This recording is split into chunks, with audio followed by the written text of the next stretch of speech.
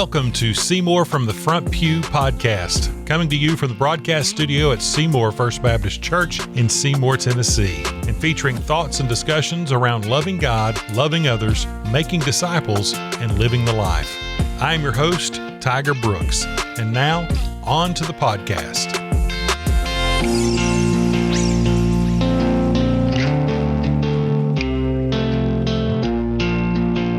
Hello, welcome into the Thanksgiving podcast for Seymour from the Front Pew. We are gathered here in the studio as we are recording this days before Thanksgiving. Hey, listen! Decided to do a Thanksgiving-centric podcast. It's been days of busyness leading up to this, and we are in varying degrees of awake, tired, sick, awake, asleep. We're kind of all over the place, but we are thankful to be here with you today. And so, just to kind of give a spiritual basis for this podcast, here's Psalm 107, verse 1. Oh, give thanks to the Lord, for he is good.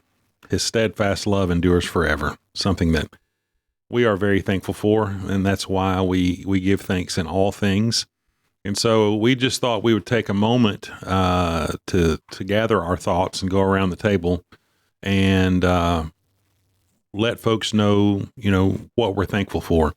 And I guess that's kind of a very broad subject from a certain perspective, because it's one of those things that I think in each season of our lives that fluctuates. There are things we're always thankful for, quite obviously, but sometimes there's things that we're more thankful for than others. Some things rise to the top at certain times because of circumstances in our lives and things we're going through, things we've been in and now have come out of, or things we're about to enter into that we're thankful for. There's just lots of factors that play into that. And so I thought it would be good to take a moment and go around the table. Yeah. And see where we at.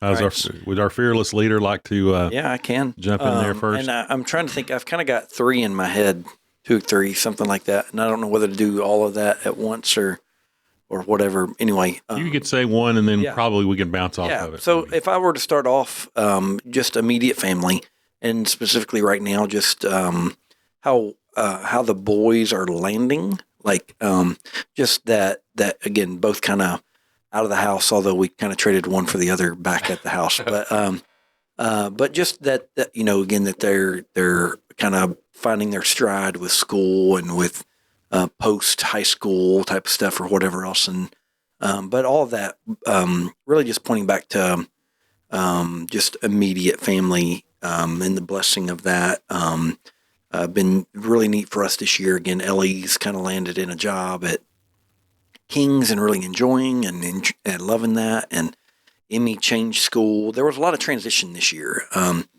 Emmy changed school to the intermediate school, and just as it's been great. I mean, it's been really, really good for her, and show just all of those things. Just it's been a blessing just to kind of go through this transition and change this year, and all of them doing well, and so that's been. I think that's my number one blessing that I see is that's a lot of fun. I mean, it can add a lot of stress in your household, and it can be a lot of difficulty at times in your life, but for us this year, it's really been a lot of blessing. It's been a lot of good stuff that we're thankful for. Yeah. I can bounce off of that just from a family perspective and jump in there with that from a couple of different angles. I think that, we are anticipating within the next couple of weeks, Ellie's going to be graduating from college, which is, not an insignificant thing. And so we are grateful for that. And Do they then play Rocky Top at graduation? Of course. Okay. Yes. Surprise. Yes, absolutely. 10 times. Yeah. And looking forward to it. I might take my shaker, but and then, within a couple months of that, she's going to be married, and she's going to be moving off. And I guess They will also play Rocky Top. it has been played in my family at a wedding before. I will say that. My aunt and uncle, my aunt got married after her first husband passed. They remarried in 1996, I think. And Rocky Top was played, and shakers were shaken at that, at the recessional. But related to that, I'm grateful. I'm grateful that my daughter has found her soulmate, somebody that she could spend the rest of her life with. Loves the Lord first and loves her, puts up with her, puts up with us. We love him. He loves our family, and it's just been great. And that is a source of great thanksgiving. But I guess from a certain perspective, I'm thankful for a lot of different reasons that we are at a place in our life foundationally that we can kind of support both of those major things happening within the same calendar year. It's kind of a lot. But I mean, it dovetails into my Thanksgiving being on staff here with you guys in this church, which probably can get into a little bit in a minute. But I mean, because we're here geographically, it for such a season as this, it's great. But for a lot of other reasons, we're just in a good place. Like God brought us to this place and provided what we needed to get us through these things. And I see that now, and I'm thankful for that. So that'll be it for this round. What about you guys? Family wise, I would say, and I know we all would echo this, but I think definitely in the season of life that our family is with still very young kids, I'm thankful for Megan and the burden that she bears. I mean, especially here recently, there's been a lot of late night meetings and things that have gone on, later in the day and not just during the regular quote unquote work day. And I mean, even getting now doing basketball and some other things happening, her getting them to and from things that I'm blessed to have her and thankful for her that she is willing to carry that load whenever it frees me to be able to be available in other areas. And so I think family-wise, that's one area that I would say definitely very thankful for. And just continue to be thankful for the boys. They're going through transitions as well with school, Roman going to a new school and Tatum going off to preschool, and Jackson just living his best life at home with just mom. Soaking up all the attention. Soaking it all up. We'll kick him out of the house here pretty soon. Yeah, he was running around the church yesterday, and Preston was home because of some sickness. And it almost appeared as Jackson was not happy that Preston was around too. Yeah. I mean, they were playing together.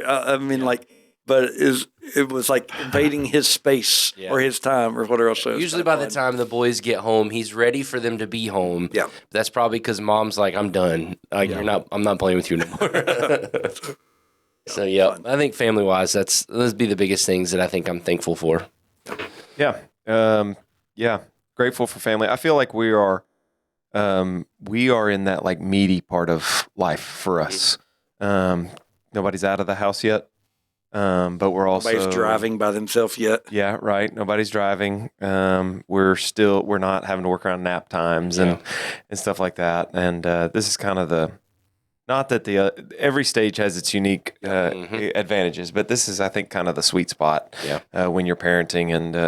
And so grateful for the kids. Where all of them are spiritually, seeing Nora come to faith this year, and knowing that we're all headed in the same direction, and also just how each of them are growing. There are developmentally appropriate setbacks you have, but at the same time, man, they're all good kids. I'm grateful for Leah, and it's been a long road of school for her, and we're at that last. We have 1 year left for her, and what that's done in her, and just seeing how she's thrived and is incredibly good at what I think she's been trying to to find that calling from early on and volunteering in Pregnancy Resource Center, 13 years ago or whatever it was, to kind of finally come into fruition that this is how God has wired her. And so that's been really fun. And also how that, her being almost being a full mental health counselor, how that has changed how we relate and how we communicate and the growth that's happened there. So, and then, I think that's a short version. I think we all could probably go on a lot more, but so Elisha where we are in family is how old now? 15 and he'll be 16 in April. Okay. Yeah. So he'll be needing transportation prior to Leah graduating and being gainfully employed. Yeah, that's a whole.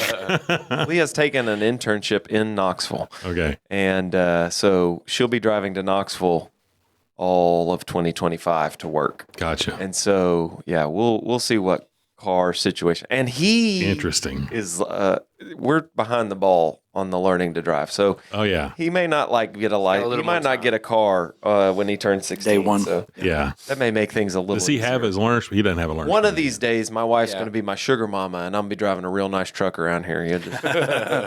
But okay. Yeah, he does. We do. It took us 6 months, but we finally got the learner's permit. Okay. I thought I remember seeing a picture, but and we're out in the you'll see us in the parking lot here next week over Thanksgiving break, driving a lot. Note to self. Stay away. Park in the upper part of the park. You see that Honda Accord. Yeah. So, all right. So if we go, if we start round two, I think for me, extended family would be my number 3. But I'm kind of back ending it because I don't want people to think, oh, you're not thankful for the rest of your family or whatever. But we're really thankful that we still get to see everybody at the holidays. We see, and I say everybody, we see both sides of the family, all of the kids, aunts and uncles, and so that's really still a blessing that we're able to do that, and we don't take that for granted. But number 2, I think for me still is church family and church setting and what's going on. And so that's everything, I think, from our team and our staff and our pastors through the blessing that our church is just with its members. And I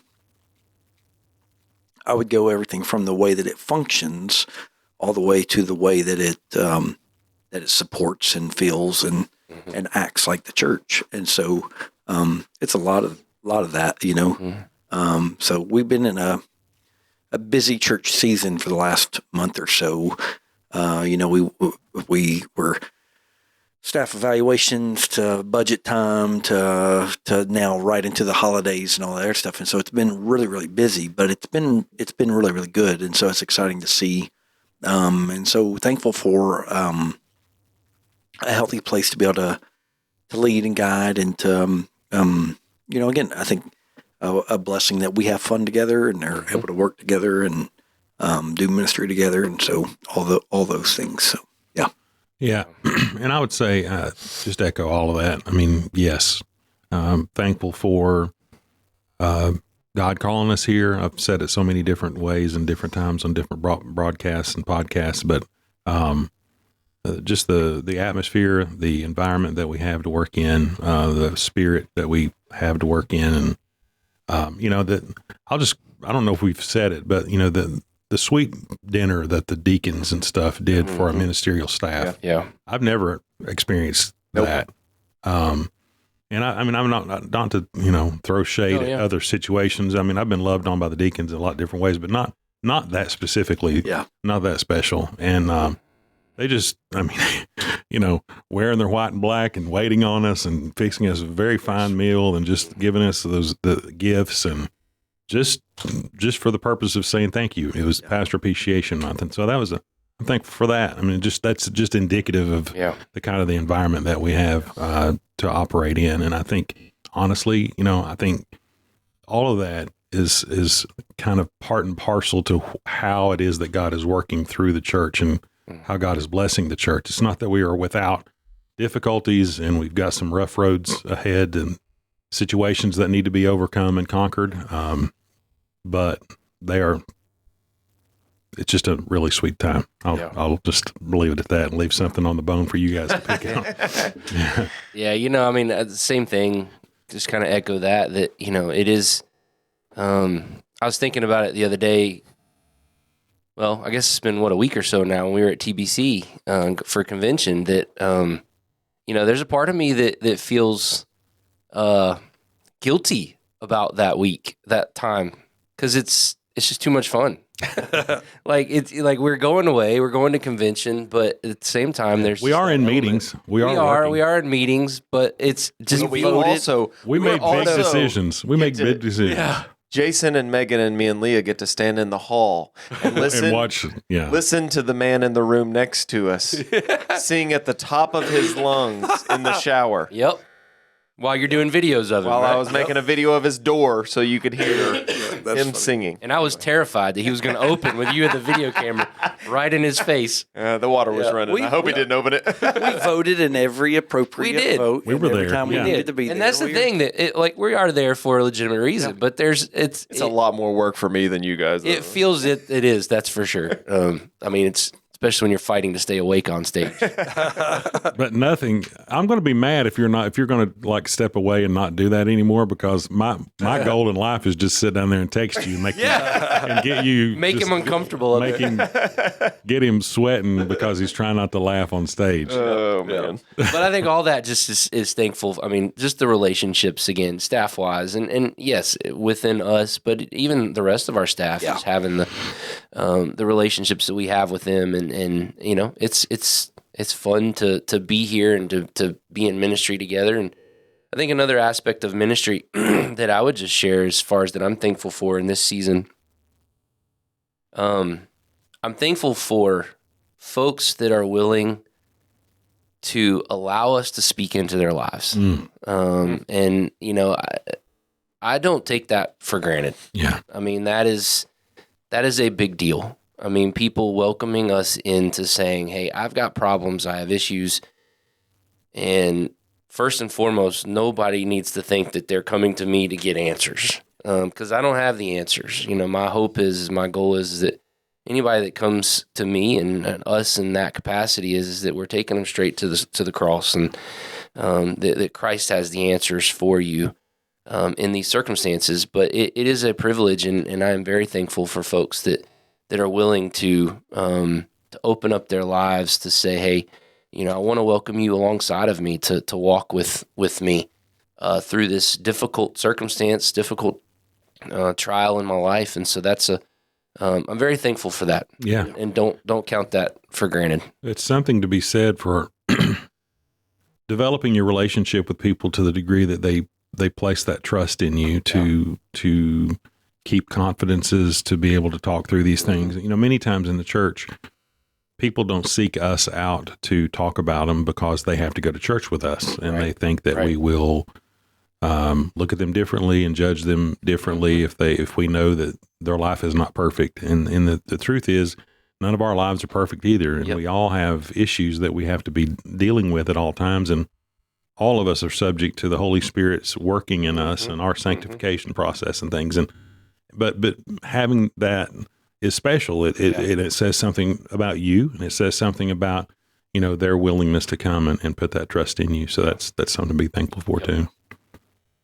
Yeah, I feel like I've been trying to be more thankful in life the last 6 months to a year, really, and just take pauses and just love where we're at in life, because it does go so fast right now, especially.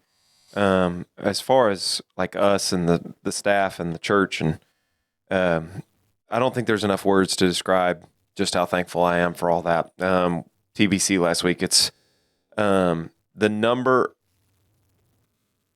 in my role in the state, and just having a lot of friends who are also worship pastors. The number of worship pastors that I know that feel called but are not in good relationships with the staff they work with, specifically worship pastors with lead pastors, because that is a strained relationship in a lot of places. And then it just makes me that much more grateful for how the Lord brought all of us and our wives and families together. but even then, like they come to me all the time and they're like, man, that's really what I wish I could have is what it looks like you guys have. And it's, you don't want to gloat, but you're like, you know, we could be putting up a face on Facebook and act like we like each other. Yeah. But we genuinely love each other and our families and, love each other. And so I'm very grateful for that. One of my favorite things to tell people is how in our story, and I know all of y'all are the same, how God brought us here. Yeah. Just defied so much of what we thought and what we expected and what we would have chosen.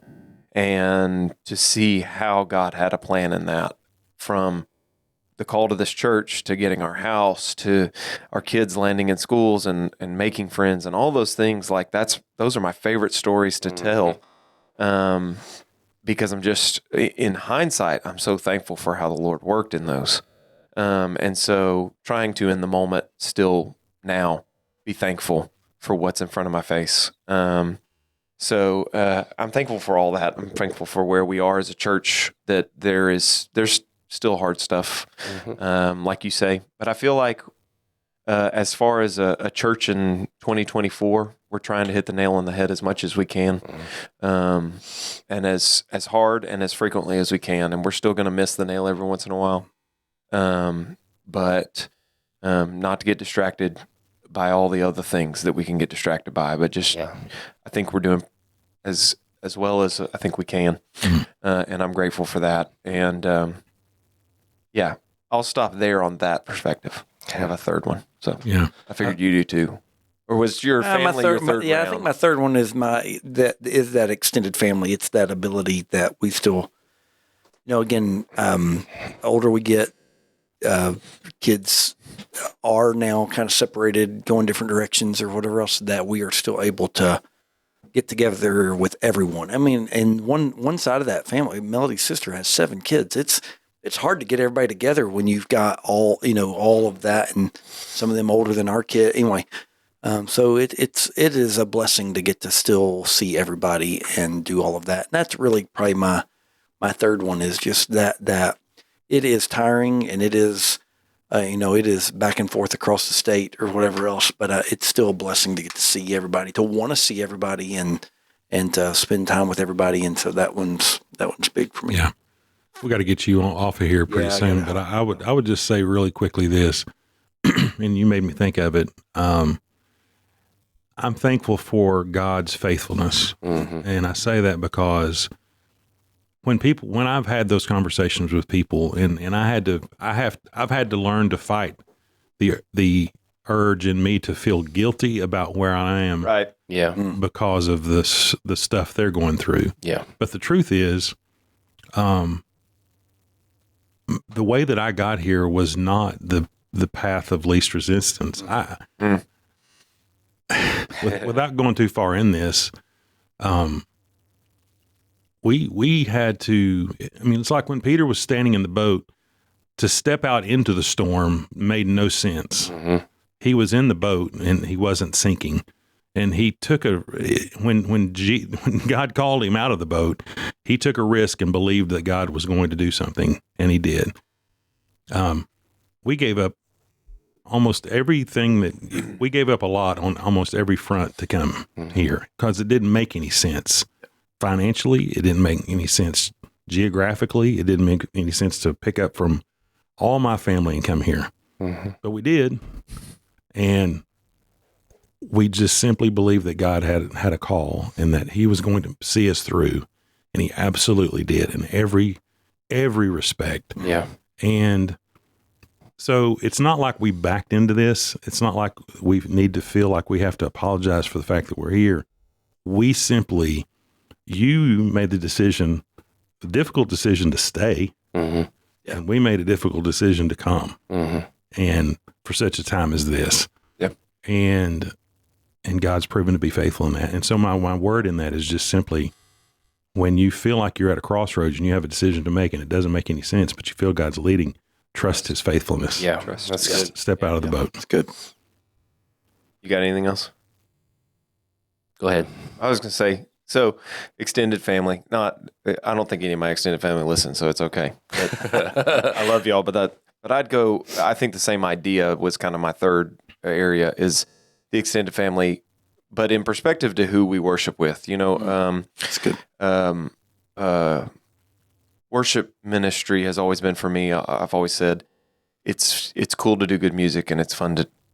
I'm trying to parcel it down to be fast, but getting to know people and then getting to worship alongside them, knowing their story, and then so much more than the performative aspect of it. And like last night, we're recording this on Thursday. We installed that sound system this week. It's been a very busy week. It was a lot of chaos, but we looked on that stage last night with 97 chairs in the loft. You could barely move on stage. And it's not about the numbers. But the spirit. We pulled out like 8 songs to just kind of try and balance a system. And just trying to tweak a system with things making noise everywhere and people talking, and it was still extremely worshipful for me.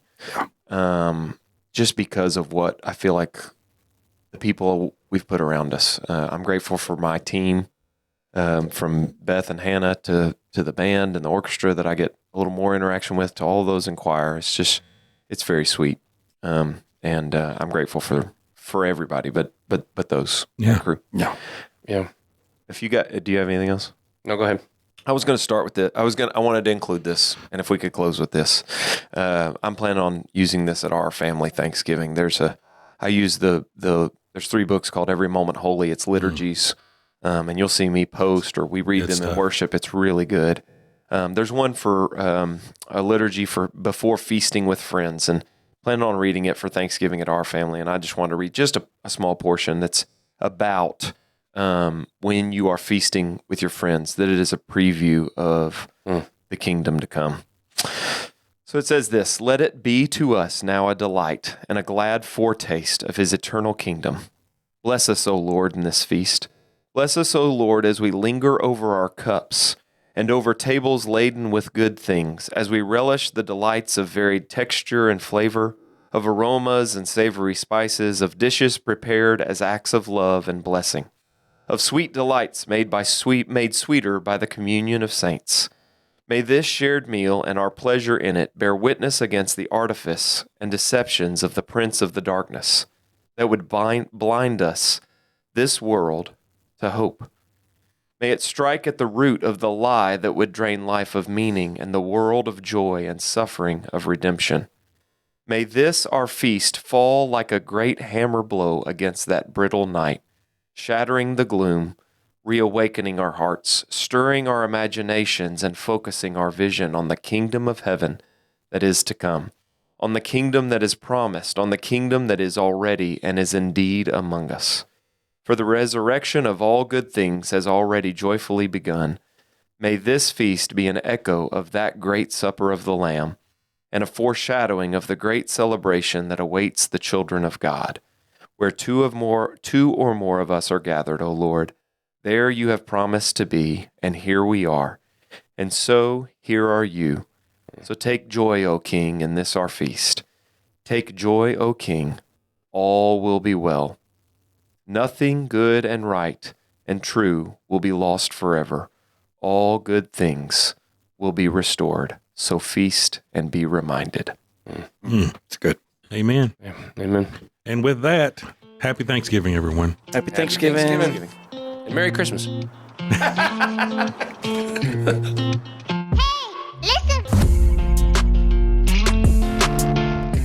Thank you for listening to Seymour from the Front Pew. Our sole desire for this podcast is to glorify God by educating and encouraging His body.